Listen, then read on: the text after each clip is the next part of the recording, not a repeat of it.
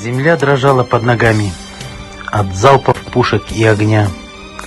В Ногайский стан враги пробрались обманом, что они друзья. Горели юрты, все пылало, смерть разгулялась по степи. Крови беспомощно лежали, отцы своих не спасти. Веками войны, разрушения, народ наш пал, вставал с колен.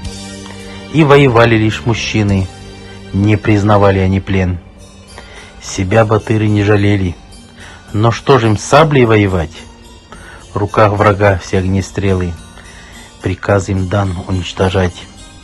Добить мужчин всех, не жалеть, стрелять детей и стариков, ногайских женщин оставлять, потеха будет для стрелков.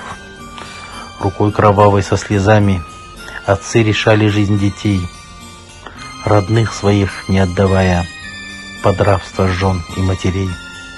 Бросаясь в бой с камчой плетенной, земную жизнь их променял. Ногайцу свойственна отвага, и жизнь свою не зря отдал. Приказ Суворова был краток: народу этому не быть. Судьбу великого народа хотел он именем затмить. Живет народ и процветает, не сломлен дух, не пал в сердцах. Своих героев прославляют домброю в песнях и стихах. Скорбим, трагедия народа. Вся эта боль у нас в сердцах.